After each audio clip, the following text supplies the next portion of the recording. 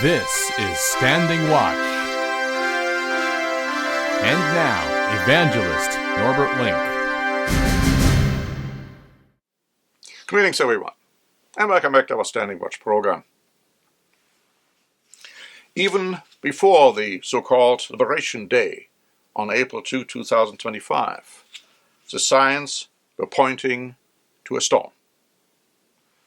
Newsmax already wrote on March 29, President Donald Trump is urging senior advisors to take a more aggressive stance on tariffs as the administration prepares for a major escalation in its global trade war.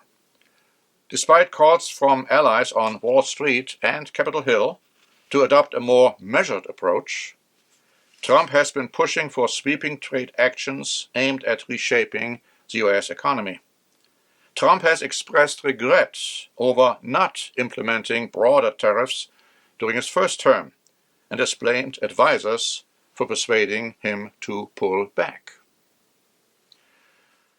The British magazine Express wrote on March 29, U.S. stocks on Wall Street fell on Friday amid growing concerns among consumers and investors about Trump, who said the latest tariffs would come into effect on April 2. Trump's new tariffs could potentially hit every single American with an extra $2,000 in annual costs.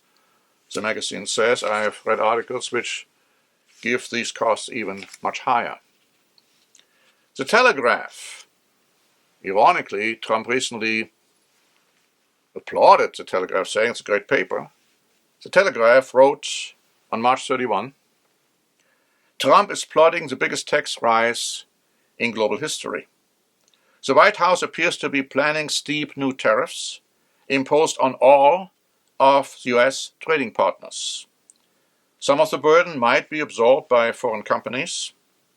By far most likely, however, is that much of the increased cost will be passed on to consumers in the form of higher prices. So Trump is about to impose a huge tax rise, and the blunt truth is that, like any other tax rise, it will crush the American economy. And then Liberation Day was there on April 2. And the Associated Press wrote on April 2, President Donald Trump declared on Wednesday a 10% baseline tax on imports from all countries and higher tariff rates on dozens of nations that run trade surpluses with the United States, threatening to upend much of the architecture of the global economy and, critics say, risking broader trade wars. Trump held up a chart while speaking at the White House, showing the United States would charge a 34% tax on imports from China, a 20% tax on imports from the European Union, 25% on South Korea, 24% on Japan, 32% on Taiwan. Also, 17% on Israel, even though Israel has just waived all tariffs for goods coming from the United States, 10% on Britain, and 0% on Russia.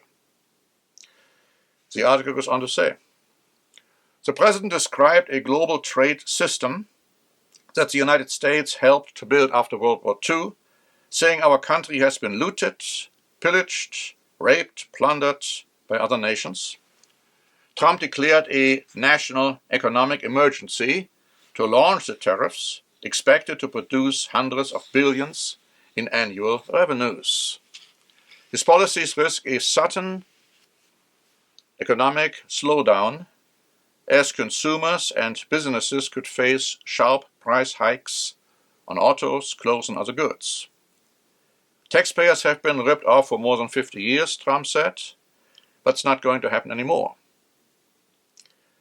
The president's higher rates would hit foreign entities that sell more goods to the United States than they buy. Now, these are tariffs in addition to what had already been declared. The New York Post wrote on April 2, The tariffs announcement coincided with the Wednesday adoption of 25% tariffs on most Canadian and Mexican goods, as well as a 25% tariff on all foreign-made car and auto parts to take effect at 12:01 a.m. Thursday. That's today.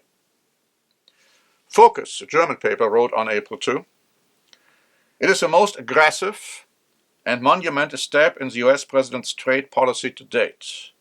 This hits the European Union hard and is likely to have a significant impact on the global economy.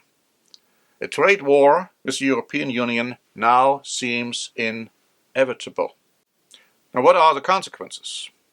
The Wall Street Journal, by far and by most standards not a liberal paper, wrote on April 3, "Blowing up the world trading system has consequences that the president is not advertising when he's speaking about the new golden age. Mr. Trump's tariffs look reciprocal in name only. First, he is hitting every nation in the world with a 10% baseline tariff to sell in the US market. For those he calls bad actors, he is adding up the country's tariff rate on US goods, plus an arbitrary estimate of the cost of its currency manipulation and non-tariff barriers. He then takes that total number and applies half of that in tariffs on the country's exports to the US.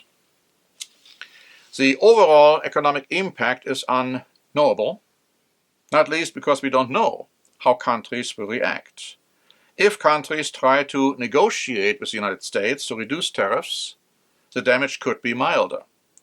But if the response is widespread retaliation, the result could be shrinking world trade and slower growth, recession, or worse. Now, the US Commerce Secretary gave an interview to CNN saying the tariffs will stay. He said that today. The article continues. There will certainly be higher costs for American consumers and businesses. Car prices will rise by thousands of dollars, including those made in America, and they're already astronomically high. Over time, this will mean the gradual erosion of US competitiveness. US exports will suffer directly from retaliatory tariffs, and they will suffer indirectly as other countries strike trade deals that give preferential treatment to non-US firms. And here is the conclusion of the Wall Street Journal. It means the end of US economic leadership. The cost in lost American influence will be considerable. So what are the reactions? Let me just say that everyone is complaining like mad. The figures comparing the United States with other countries on his now famous chart presented by Trump have been described as utter nonsense, ridiculous, stupid, totally unrealistic, false, wrong. The dollar has fallen today against the euro, and comparatively drastically so, whereas the US Secretary has been saying, the Commerce Secretary, oh, that's because of the nations manipulating the dollar. Nevertheless, it has fallen drastically. And also the stocks have fallen drastically today as well. Germany's Economic Minister Habeck has a solution. He said, Europe must stand up to Trump. We have to unify, and we have to have a unified bloc against Trump, and then he will buckle. You think Trump will buckle? From a strictly human standpoint, you might look at all of this and say, well, it could go this way, it could go that way. Maybe Trump is right, maybe Trump is wrong. But we are not looking at a human standpoint. We are looking at God's standpoint.